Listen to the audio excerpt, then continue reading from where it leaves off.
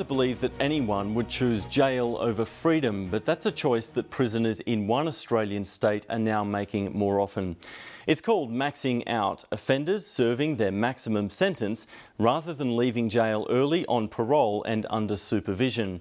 In Victoria, the practice is on the rise after new laws were introduced in response to the murder of ABC employee Jill Maher by a serial offender who was on parole.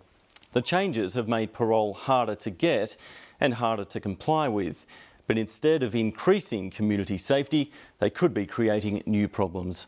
Josie Taylor has the story.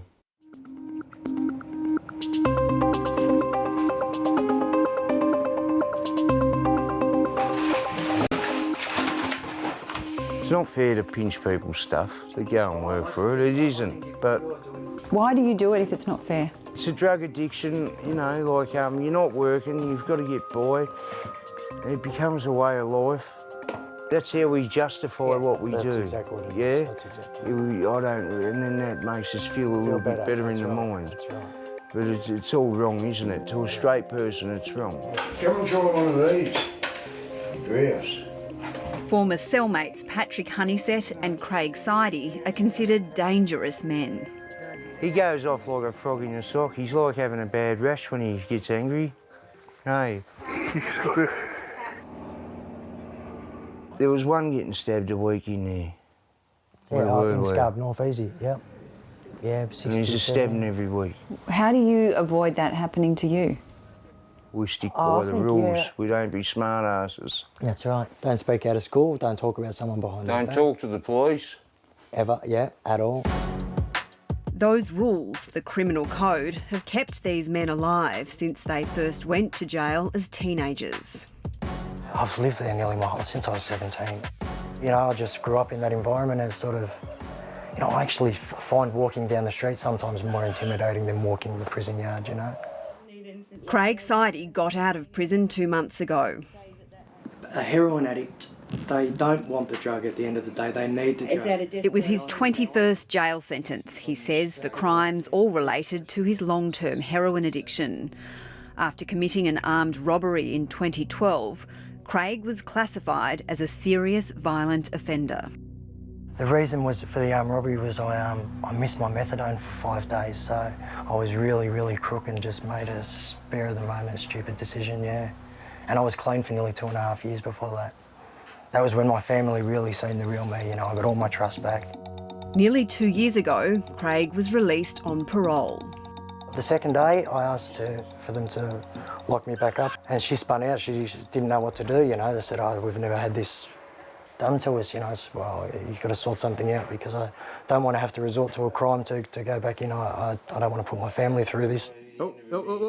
Craig Sidey went back to jail and served out another 1.5 years, completing his maximum sentence, known as maxing out. He says his parole conditions, including wearing an electronic monitoring bracelet and regular drug tests, were too hard.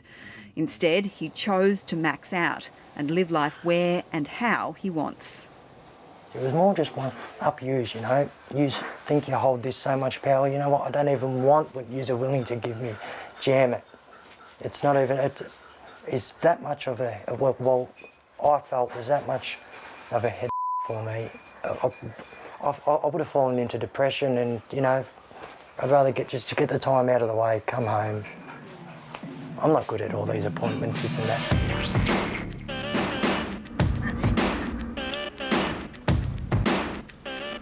At the end of the day, I'm a handful as it is. It feels like half the time I can't survive out here. I've got no food ever in the cupboards. I don't shop. I go to his house every day just because I want to know that, you know what I mean? It's sad, really. Craig is close to his former cellmate, Patrick Honeysett, who served 30 jail terms since he was a teenager for drug-related offences like theft and burglary. That's embarrassing, you know what I mean? Like, you getting at my age now, you look back and you just think, yeah, I'm not proud to say that. You know, like, I've had enough. So, we say that for a long time, but I've had enough. Yeah.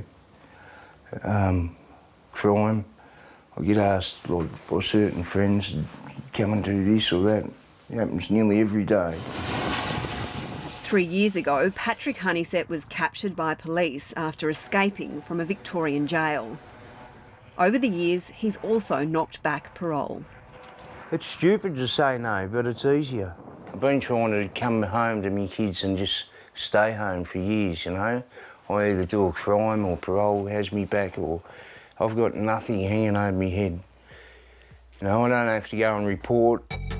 New figures from the Adult Parole Board show maxing out by Victorian criminals is rising fast.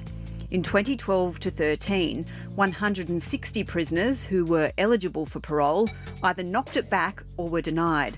By 2015, that number had more than tripled.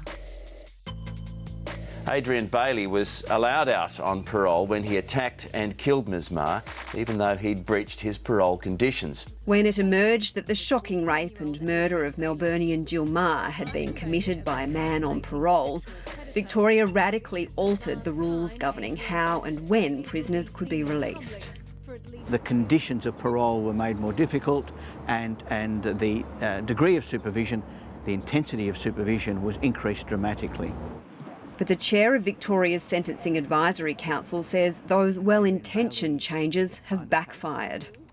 It is much better for the community for people to go out under supervision, and then we have the possibility of bringing them back into custody even if they don't commit another offence. If they're looking like they're going off the rails, it's better to bring them in.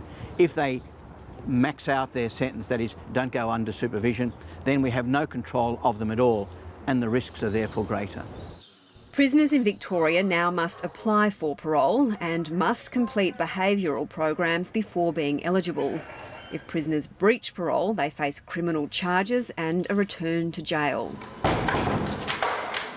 Because offenders are happy to max out, they're not undertaking rehabilitation programs in prison. So one, they're not getting supervision when they're released. Number two, they're not participating in programs in prison. Out on parole. The Queensland government is considering following Victoria's lead after a man released on parole allegedly stabbed an elderly woman to death and injured 2 others. The government. The problem for Victoria's tough new parole system is that it means more lifelong criminals like Craig Sidey and Patrick Honeysett are being released from jail in a way the community can't keep track of them. Both Craig and Patrick say they don't want to be old men in jail. That's it. Go on, don't. I'm sorry. But without any encouragement or support to change, a return to jail seems inevitable. Personally, for myself, I come home, I'm on the dole. I don't know how to survive out here. I don't care anymore. Like, I can throw my hands up and go, well, I want to go home. If that sounds so stupid. You know, I heard somebody say that years ago, and it sounds so stupid, but it actually, that's where it becomes your home. Josie Taylor reporting.